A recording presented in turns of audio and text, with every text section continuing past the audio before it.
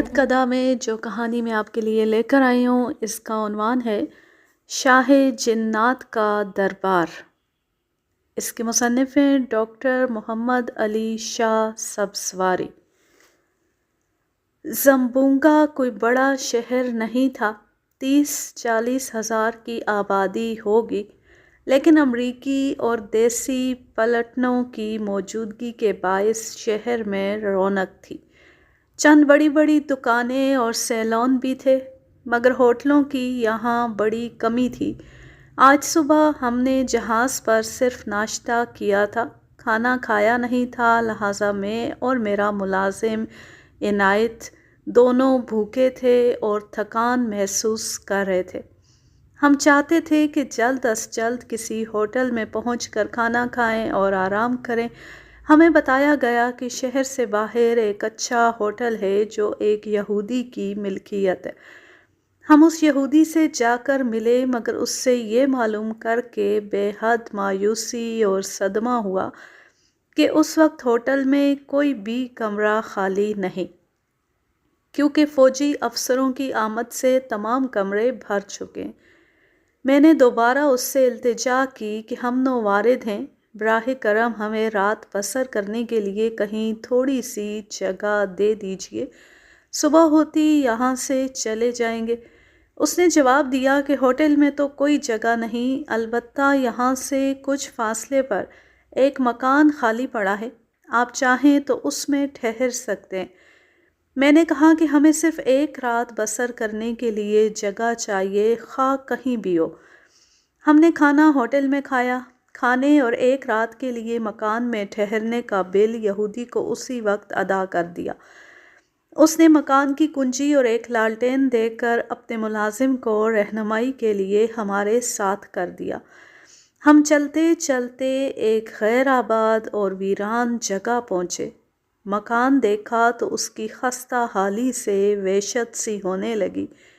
عجیب خوفناک مکان تھا، جس کے چپے چپے سے دہشت اور وحشت برستی تھی۔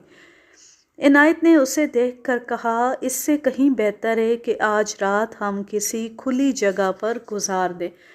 مجھے تو اس مکان کے اندر قدم رکھتے ہوئے خوف محسوس ہو رہا ہے۔ یہ ایک 2 منزلہ مکان تھا جو عرصہ دراز سے غیر آباد پڑا معلوم ہوتا تھا۔ ہم قفل کھول کر اندر داخل ہوئے تو دیکھا جا بجا بڑے بڑے مکڑے موجود ہیں اور ہر طرف جالے تنے ہوئے ہیں۔ کوڑے کرکٹ کے ڈھیر موجود تھے اور ایسا معلوم ہوتا تھا جیسے ایک مدت سے اس مکان کی صفائی ہوئی ہی نہیں۔ ملازم ایک تنگ زینے کے راستے ہمیں اوپر لے گیا۔ اوپر کے کمرے ہوادار لیکن گرد آلود تھے۔ ملازم نے 2 پلنگ جھاڑ کر بچھائے اور بیچ میں ایک میز پر لالٹین رکھ دی، پھر 2 بالٹیوں میں پانی بھر لایا۔ اس کے بعد غسل خانے میں کموڈ اور کمرے میں جگ وغیرہ رکھ کر چلا گیا۔ غسل خانے میں کموڈ اور جگ وغیرہ درست کر کے چلا گیا۔ ہم نے خود نیچے جا کر دروازہ بند کیا اور بستر بچھا کر لیٹ گئے۔ مسافرت میں تکلیف دہ مرحلہ اس وقت آتا ہے جب مسافر کسی نئی جگہ اجنبی کی حیثیت سے وارد ہو اور وہاں کے حالات سے بالکل ناواقف ہو۔ یہودی نے اپنے تھوڑے سے نفع کی خاطر ہمیں سخت مصیبت میں مبتلا کر دیا۔ وہ مکان کی موجودہ حالت سے یقیناً واقف تھا، لیکن ایسا معلوم ہوتا تھا کہ اس میں انسانی ہمدردی کا شائبہ تک موجود نہ تھا۔ ویسے بھی اکثر یہودی مسلمانوں کے معاملے میں بے حد متعصب ہوتے ہیں، اور اسے یہ علم ہو چکا تھا کہ ہم دونوں مسلمان ہیں۔ میں دہشت ناک جنگلوں میں اور خونخوار درندوں کے سامنے کبھی ہراساں نہیں ہوا اور ہمیشہ ان کے مقابلے میں ثابت قدم رہا، لیکن آج رات جو ہم پر گزری وہ میرے لیے بے حد پریشان کن تھی۔ ہمارا مقابلہ شیروں اور ہاتھیوں سے تھا، نہ کسی اور درندے سے، بلکہ تمام شب جنات اور بھوتوں نے مختلف شکلوں میں آ کر ہمیں خوفزدہ اور پریشان کیے رکھا۔ میں یقین کے ساتھ جانتا تھا کہ جن بھی ہم انسانوں کی طرح خدا کی مخلوق ہیں، جیسا کہ قرآن پاک سے بھی ثابت ہے، مگر آج سے پہلے مجھے انہیں دیکھنے کا اتفاق نہیں ہوا تھا، بلکہ وطن عزیز میں لوگوں سے جنوں کے بعض محیر العقول واقعات سن کر خیال کرتا تھا کہ یہ محض لوگوں کی مبالغہ آرائی ہے۔ اس وقت 9 بجنے کو تھے۔ ہم دونوں کمرے کے اندر اپنے اپنے بستروں پر دراز خاموشی کے ساتھ نیند آنے کا انتظار کر رہے تھے۔ باہر مکمل سناٹا تھا اور مکان بڑا بھیانک نظر آ رہا تھا۔ اپنے ساتھی کا خوف دور کرنے کی غرض سے میں نے لیٹے لیٹے گانا شروع کر دیا، جس سے اس کی گھبراہٹ میں قدرے کمی ہو گئی۔ کچھ دیر بعد مجھے پیشاب کی حاجت محسوس ہوئی۔ غسل خانہ کمرے سے ملحق تھا اور اس کے کچھ حصے میں لالٹین کی روشنی بخوبی پہنچ رہی تھی۔ میں نے غسل خانے میں جا کر استنجا کیا۔ فارغ ہو کر جو ہی میں اٹھا، میری نظر کمرے کے اس کونے میں گئی جہاں اندھیرا تھا۔ میں نے دیکھا وہاں اندھیرے میں کوئی سیاہ سی چیز موجود ہے جس کے لمبے لمبے بالیں جیسے ریچھ ہو۔ اس کی چھوٹی چھوٹی آنکھیں آگ کی مانند روشن تھیں۔ میں دیکھتی ہی خوف سے لرز گیا، پیچھے ہٹا تو پاؤں پھسلا اور میرے ہاتھ سے پانی کا برتن گر گیا۔ میں نے آیت الکرسی پڑھنا چاہی، مگر دہشت اس قدر غالب تھی کہ نہ پڑھ سکا۔ جلدی سے باہر آیا اور لالٹین لے کر دوبارہ غسل خانے میں گیا، لیکن اب وہاں کچھ نہ تھا۔ عنایت نے پوچھا، کیا ہوا؟ آپ گھبرا کیوں گئے اور جگ کیسے گر پڑا؟ میں نے اس خیال سے اسے نہ بتایا کہ وہ اور خوفزدہ ہو جائے گا، اور اس سے کہہ دیا کہ میرا پاؤں پھسل گیا تھا۔ پھر میں نے تسلی دیتے ہوئے کہا، اگر تم ڈر رہے ہو تو جب تک جاگتے ہو کلمہ شریف پڑھتے رہو۔ میں نے خود بھی بستر پر بیٹھ کر آیت الکرسی، آیت کریمہ اور درود شریف پڑھنا شروع کر دیا۔ عنایت بستر پر بیٹھا، اپنا سر دونوں گھٹنوں میں دبائے منہ چھپائے کلمہ شریف پڑھ رہا تھا۔ تھوڑی دیر بعد یکا یک اس نے چیخ ماری اور کہنے لگا، یہ میری چارپائی کون زور زور سے ہلا رہا ہے؟ کیا آپ ہیں؟ لیکن آپ تو اس وقت میرے سامنے پلنگ پر بیٹھے ہیں۔ اس کی حالت خراب ہوتی چلی جا رہی تھی۔ میں نے اسے پھر تسلی دی۔ مجھے اب یقین ہو چکا تھا کہ یہ مکان ضرور جنوں کا مسکن ہے اور ہم خطرے میں ہیں۔ چنانچہ اسی وقت فیصلہ کر لیا کہ ہمیں یہ مکان چھوڑ دینا چاہیے۔ میں نے اٹھنے کا ارادہ کیا ہی تھا کہ چھت سے دھڑ دھڑ کی آوازیں آنا شروع ہو گئیں، جیسے اوپر سینکڑوں آدمی کود رہے ہوں۔ عنایت کی حالت مسلسل بگڑتی جا رہی تھی اور خوف کے مارے اس کے منہ سے بات نہیں نکل رہی تھی۔ میں نے اس سے کہا، معلوم ہوتا ہے تم ڈر رہے ہو، جلدی اٹھو اور نیچے چلو۔ ہم بستر اور لالٹین لے کر اٹھی تھے کہ سیڑھیوں کا دروازہ زور سے بند ہو گیا اور ہمارے دھکیلنے اور زور کرنے پر بھی نہ کھلا۔ مایوس ہو کر ہم لوٹ آئے۔ کمرے میں واپس آ کر وہ کھڑکیاں کھولنا چاہیم جو باہر کے رخ لگی تھیں تاکہ آواز دے کر کسی سے امداد کے طالب ہوں، لیکن وہ بھی نہ کھلی۔ ہم دونوں خوف سے کانپ رہے تھے اور حد درجہ پریشان تھے، مگر کیا کر سکتے تھے؟ اسی دہشت کی حالت میں پھر بستر پر آ کر بیٹھ گئے۔ ہمارے بستر پر بیٹھتی چھت پر امن ہو گیا۔ میں نے عنایت کے سامنے پھر اطمینان دلانے والی باتیں شروع کر دیں اور کہا، اس وقت جو کچھ ہم دیکھ رہے ہیں اس سے متعلق خوفزدہ نہ ہونا، یہ ہمیں کوئی نقصان نہیں پہنچائیں گے۔ تم ڈرو مت اور اطمینان رکھو۔ تھوڑی دیر سناٹا رہا۔ میں بستر پر بیٹھا دعائیں پڑھتے ہوئے سوچ رہا تھا کہ اگرچہ یہ عجیب مصیبت کی رات ہے، لیکن دل مضبوط رکھنا چاہیے۔ یہ بھوت جتنا چاہیں ڈرائیں، ہمیں جان سے نہیں ماریں گے۔ ہم نے ان کا نقصان ہرگز نہیں کیا۔ یہ اور بات ہے کہ انہیں مختلف خوفناک شکلوں میں دیکھ کر ہم خود ہی دہشت سے مر جائیں۔ ان خیالات سے میرا دل قدرے قوی ہو گیا۔ میں ان کی حرکتوں سے یہ سمجھ چکا تھا کہ اس پراسرار مکان کے رہنے والے کوئی اونچے طبقے کے لوگ نہیں، بلکہ نچلے درجے کے اور کمینے ہیں۔ میں انہی خیالات میں گم تھا کہ ہمارے سامنے میز پر جو لالٹین روشن تھی اس پر دھواں سا چھانے لگا۔ آہستہ آہستہ دھواں اتنا بڑا کہ سارے کمرے میں اندھیرا چھا گیا اور لالٹین اس میں چھپ گئی۔ عنایت اب خود سے تھر تھر کانپ رہا تھا، خوف سے تھر تھر کانپ رہا تھا۔ کامل اندھیرا ہو گیا تو لالٹین کے نزدیک بہت سی خوفناک شکلیں نمودار ہو گئیں، جن کی سرخ سرخ چمکتی آنکھیں اس اندھیرے میں بلا کی دہشت پیدا کر رہی تھیں۔ انہیں دیکھ کر عنایت نے ایک چیخ ماری اور پھر بے ہوش ہو کر بستر پر گر گیا۔ مجھ پر بھی اتنا اثر ضرور ہوا کہ جو کچھ میں پڑھنا چاہتا تھا وہ میری زبان پر نہیں آ رہا تھا، منہ خشک تھا، چہرے پر ہوائیاں اڑ رہی تھیں اور دل اندر سے بلیوں اچھل رہا تھا۔ 5 منٹ تک یہ حالت رہی، اس کے بعد وہ شکلیں غائب ہو گئیں اور دھواں اسی طرح آہستہ آہستہ کم ہو کر صاف ہو گیا۔ اب لالٹین پھر پہلے کی طرح روشن تھی۔ عنایت ہنوز بے ہوش تھا۔ میں نے اسے بستر پر لٹا کر کمبل اوڑھا دیا۔ اس وقت اس کا بے ہوش رہنا ہی بہتر تھا۔ میں نے گھڑی پر نظر ڈالی تو 12 بجے تھے۔ مصیبت کی رات بھی پہاڑ ہو جاتی ہے کہ کاٹے نہیں کٹتی۔ ہر طرف سناٹا تھا اور کہیں سے کوئی دھیمی آواز بھی سنائی نہ دے رہی تھی۔ میں پریشانی کی حالت میں پلنگ پر بیٹھا تھا۔ یکلخت نیچے صحن میں بہت سے آدمیوں کے بولنے کی آوازیں سنائی دی۔ میں سخت حیران تھا کہ یا الہی، اب کیا مصیبت آئی۔ کچھ ہی دیر بعد نیچے سے گھوڑے کی ہنہناہٹ اور پھر کسی کے سیڑھیوں پر چڑھنے کی آہٹ سنائی دی۔ نووارد فوراً ہی میرے سامنے آ کھڑا ہوا۔ وہ لمبے قد کا ایک خوبصورت نوجوان تھا۔ اسے دیکھتی ہی میرا دل دھک سے رہ گیا۔ میں خوف سے لرز رہا تھا مگر اس نوجوان کی صورت سے شرافت ٹپک رہی تھی۔ وہ مجھے دیکھ کر مسکرا رہا تھا۔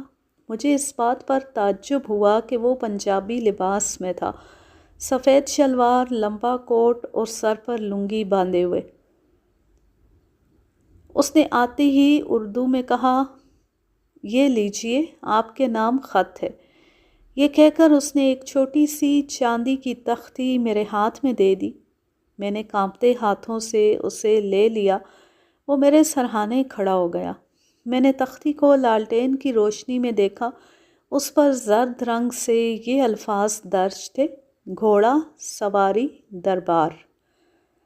میں ان الفاظ کا مطلب نہ سمجھ سکا۔ میرے چہرے کا رنگ فک تھا اور گلا خشک ہو رہا تھا، منہ سے آواز نہیں نکل پا رہی تھی۔ میں نے بمشکل اس نوجوان سے کہا، جی نہیں، یہ میرا خط نہیں۔ لیکن اس نے پھر کہا کہ یہ خط آپ ہی کا ہے۔ اگر یہ خط میرے نام کا ہے تو بھی میں اس کا مطلب ہرگز نہیں سمجھ سکا۔ اس نے جواب دیا کہ پہلا لفظ گھوڑا ہے، نیچے گھوڑا موجود ہے، دوسرا لفظ سواری ہے، آپ اس پر سوار ہو جائیں۔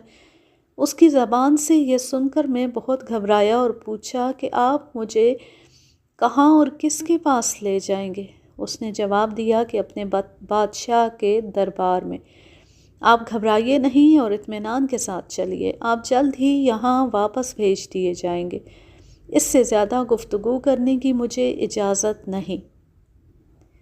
میں نے کہا، میرا یہ ملازم خوف سے بے ہوش ہے، اسے ہوش آ گیا تو یہ اور زیادہ ڈرے گا، کہیں خوف سے مر ہی نہ جائے۔ اس کی فکر نہ کریں، آپ کی واپسی تک یہ بے ہوش ہی رہے گا۔ میں نے جبراً قہراً کوٹ پہنا اور جوتے پہنے اور تیار ہو کر اس کے ہمراہ مکان سے نیچے اترا۔ صحن میں پہنچا تو دیکھا کہ وہ نوجوان تو غائب ہے مگر وہاں ایک نہایت شاندار سیاہ رنگ کا گھوڑا کھڑا ہے جس کی آنکھیں نہایت چمکدار ہیں، زین کسی ہوئی ہے اور گھوڑا بے چینی سے بار بار اپنی ٹانگوں اور گردن کو حرکت دے رہا ہے۔ میرے دل کی دھڑکن اب کم تھی، خوف میں بھی خاصی کمی آ گئی تھی۔ چند منٹ تک اس نوجوان کا انتظار کیا، پھر گھوڑے کی بے چینی زیادہ دیکھ کر میں اس کی پشت پر سوار ہو گیا اور گھوڑے نے فوراً ہی ایک جست لگائی اور ہوا میں پرواز کرنے لگا۔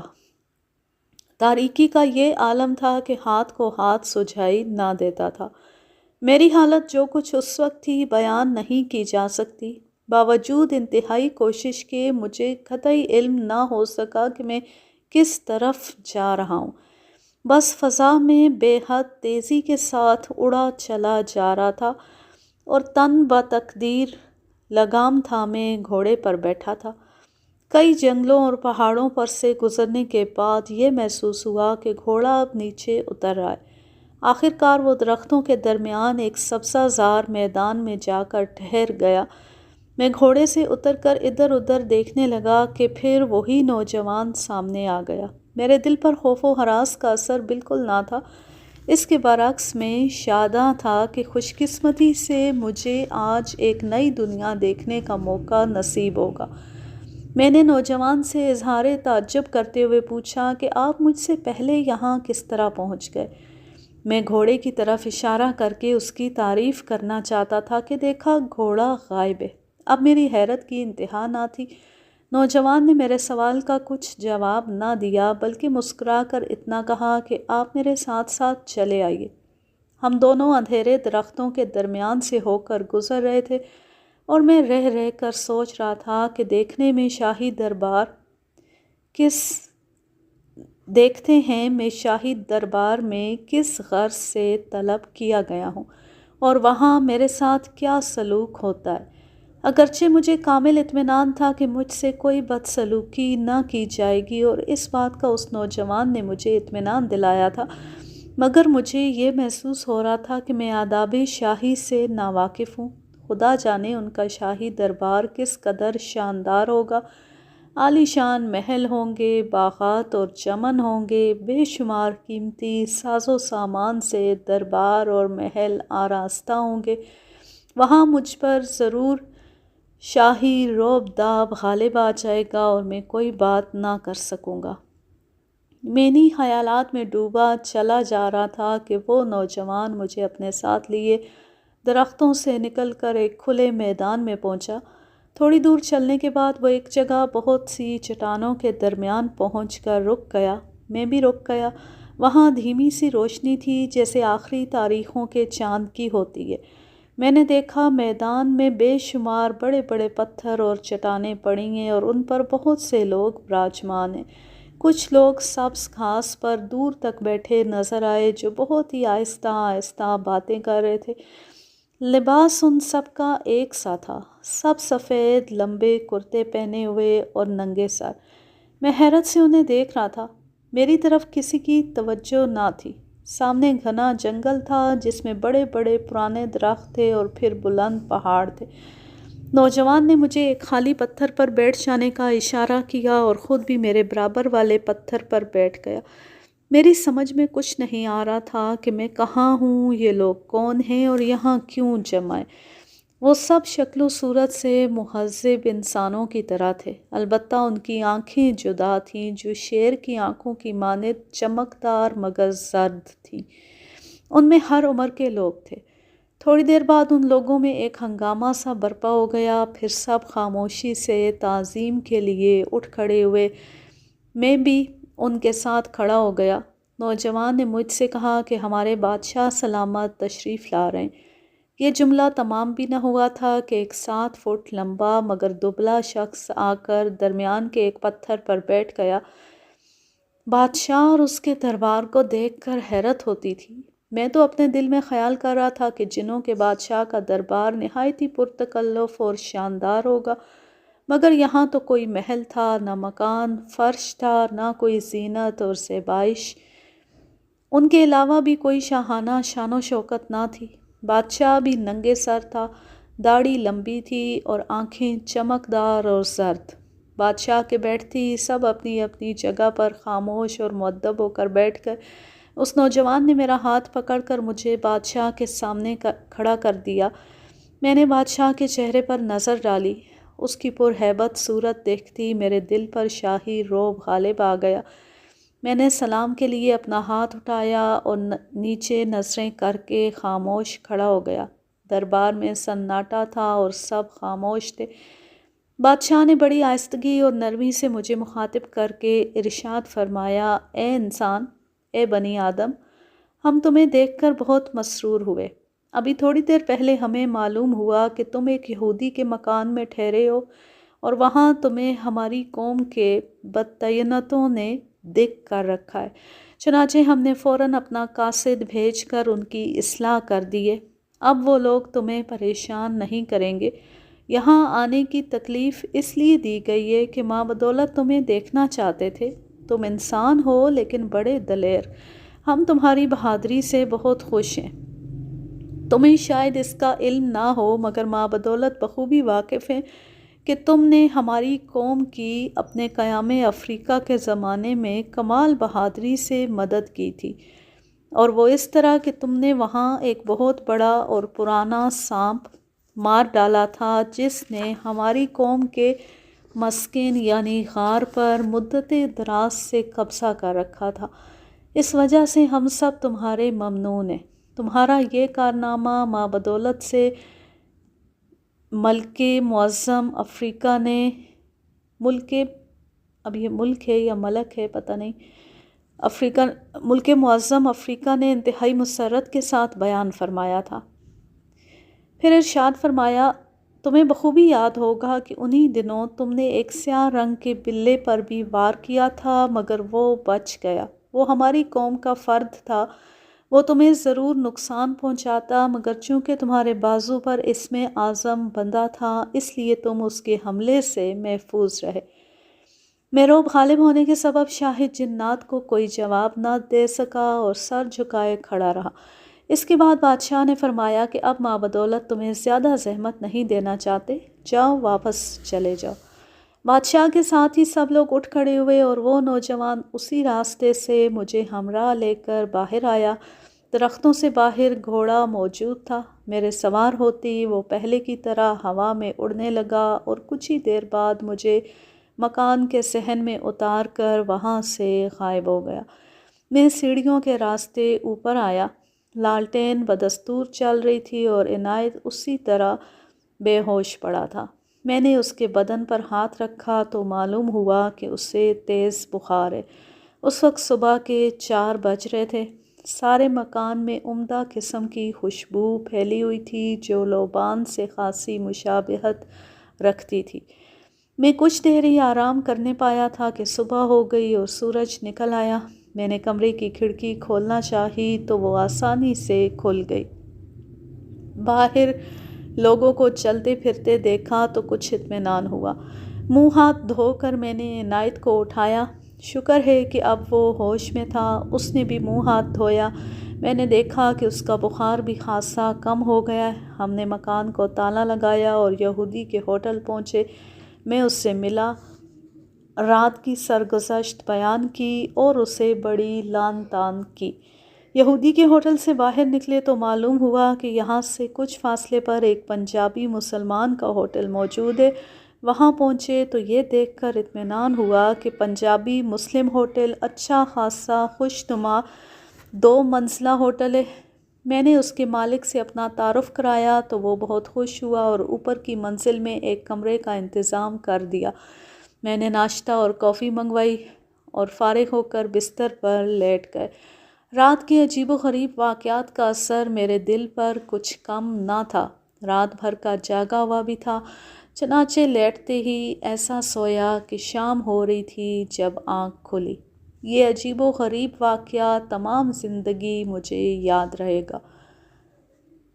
اس کی تلخیص کی ہے عبدالمجید قریشی نے، اور یہ ماخذ ہے اردو ڈائجسٹ، ستمبر سن 1984۔